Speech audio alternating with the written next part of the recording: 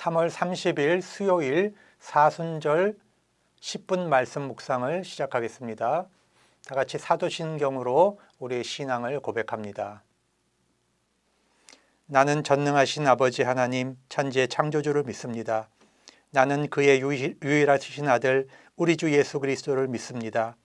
그는 성령으로 잉태되어 동정녀 마리아에게서 나시고 본디오 빌라도에게 고난을 받아 십자가에 못 박혀 죽으시고 장사된 지 사흘 만에 죽은 자 가운데서 다시 살아나셨으며 하늘에 오르시어 전능하신 아버지 하나님 우편에 앉아 계시다가 거기로부터 살아있는 자와 죽은 자를 심판하러 오십니다.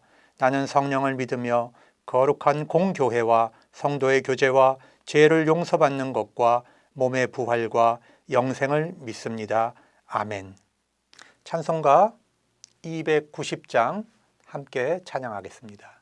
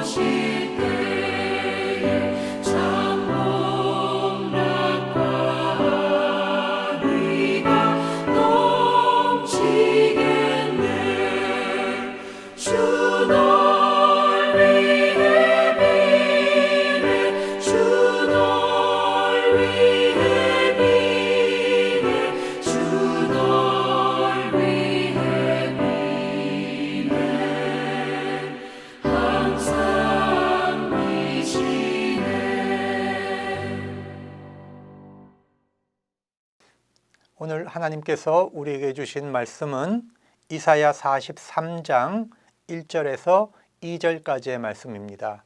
말씀을 제가 봉독하겠습니다. 야곱아, 너를 창조하신 여호와께서 지금 말씀하시느니라. 이스라엘아, 너를 지으신 이가 말씀하시느니라. 너는 두려워하지 말라. 내가 너를 구속하였고 내가 너를 지명하여 불렀나니 너는 내 것이라. 네가 물 가운데로 지날 때에 내가 너와 함께 할 것이라. 강을 건널 때에 물이 너를 침몰하지 못할 것이며 네가 불 가운데로 지날 때에 타지도 아니할 것이요 불꽃이 너를 사르지도 못하리니. 아멘. 너는 내 것이라 하는 제목으로 말씀을 전하겠습니다. 이사야 43장에는 하나님의 사랑의 선언이 나옵니다. 매를 맞고 심판받아 마땅한 존재인데 그 대신 하나님은 너는 보배롭고 존귀하며 사랑스러운 존재라고 말씀을 하십니다. 부모의 사랑을 매일매일 확인하고 자라는 자녀들은 그 성품이 부드럽고 많은 사람을 사랑할 수 있는 존재로 성장하게 됩니다. 그래서 하나님께서도 그 백성이 하나님의 사랑을 매일 매 순간 확인하고 그 부드러운 인격의 신앙의 성품으로 자라기를 기뻐하시고 원하시고 계시는 것입니다. 오늘 본문 말씀에서 하나님은 우리 자신에게 하나님이 누구신지를 소개하고 있습니다. 야곱아, 나는 너를 창조하신 하나님이다. 이스라엘아, 나는 너를 지으신 하나님이다. 이렇게까지 말씀하시는 것은 이유가 있습니다. 어떤 고난이나 어떤 역경 속에 너희가 살아가더라도 너희는 두려워해야 할 이유가 전혀 없다고 말씀하는 것입니다.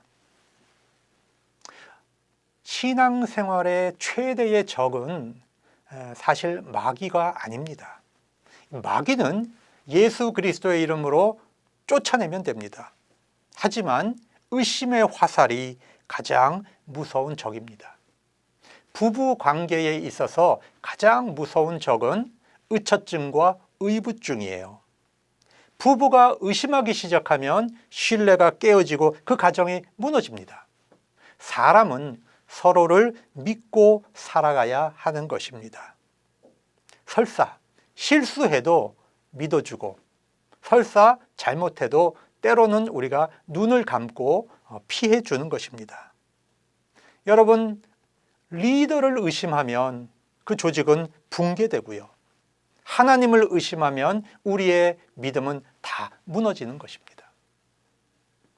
포로로 잡혀간 유다 백성들은 오랫동안 희망을 찾을 수가 없었습니다. 그래서 하나님을 의심하고 불안에 빠졌습니다. 의심은 불안을 가져옵니다. 불안은 걱정, 근심, 염려를 가져옵니다. 그래서 불안은 지옥으로 몰아가는 것입니다. 하나님은 말씀하십니다. 너는 두려워하지 말아라.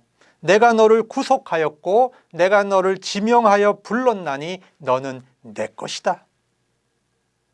여러분의 마음과 가정 속에 불안과 두려움이 사라지기를 주님의 이름으로 기원합니다. 우리가 두려워하지 않아도 되는 이유를 성경은 이렇게 말합니다. 하나님이 우리를 구속하셨기 때문이다. 여러분이 구속했다고 하는 것은 값을 치르고 사왔다는 뜻입니다. 나는 값없이 구원을 받았지만 하나님께서는 엄청난 값을 치르시고 나를 사셨습니다.